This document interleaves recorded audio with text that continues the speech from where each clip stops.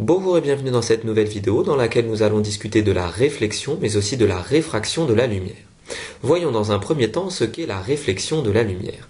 Elle se produit lorsque la lumière est renvoyée par une surface dite réfléchissante.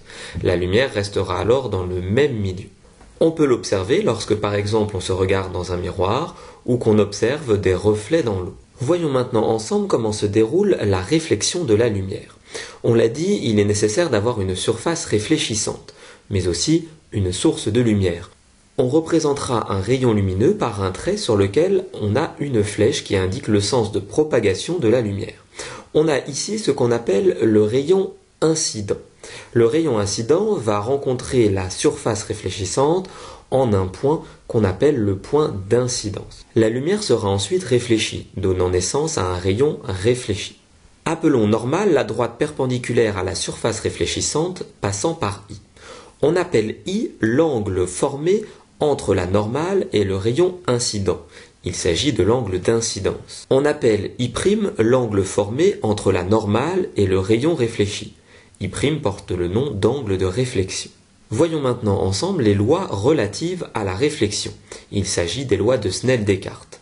Dans un premier temps, les rayons incidents et réfléchis doivent être situés dans un même plan qu'on appelle le plan d'incidence. Ensuite, dans un second temps, il faut savoir que les angles d'incidence et de réflexion sont égaux.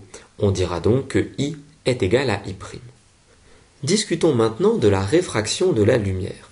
Elle se produit lorsque la lumière traverse la surface qui sépare deux milieux transparents différents. C'est ce qu'on appelle un dioptre. La lumière va alors subir un changement de direction.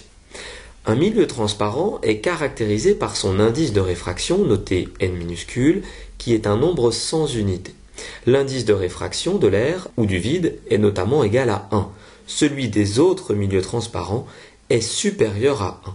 Le phénomène de réfraction est facilement observable lorsque notamment on pose un objet, ici un crayon, dans un verre qui contient de l'eau.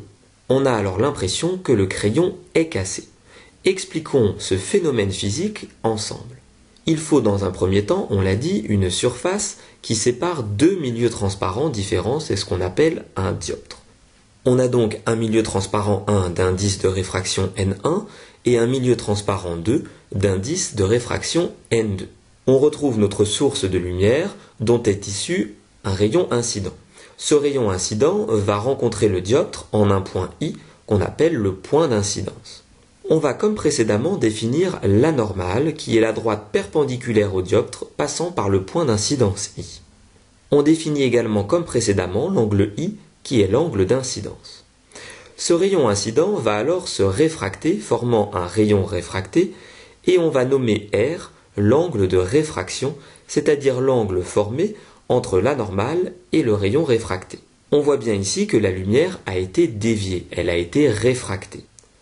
On notera que les rayons incidents et réfractés sont situés de part et d'autre de la normale au dioptre. D'autre part, une réfraction s'accompagne toujours d'une réflexion partielle. La réflexion a été abordée précédemment, on a donc notre rayon réfléchi, représenté en bleu, et I' qui est notre angle de réflexion. Notez enfin qu'un rayon qui arrive perpendiculairement au dioptre n'est pas dévié. Finalement, si I, l'angle d'incidence, est égal à 0, R sera également à 0.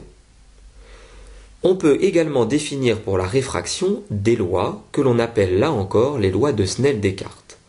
Les rayons incidents et réfractés sont situés dans un même plan qu'on appelle le plan d'incidence. D'autre part, les angles d'incidence et de réfraction vérifient la relation suivante. N1 fois sinus I est égal à N2 fois sinus R. On voit qu'il y a finalement un lien entre l'angle d'incidence, l'angle de réfraction et l'indice de réfraction de nos deux milieux transparents. Cette présentation sur la réflexion et la réfraction de la lumière est maintenant terminée. J'espère qu'elle a été claire. N'hésitez pas à vous abonner à ma chaîne YouTube et je vous dis à très bientôt pour de nouvelles vidéos.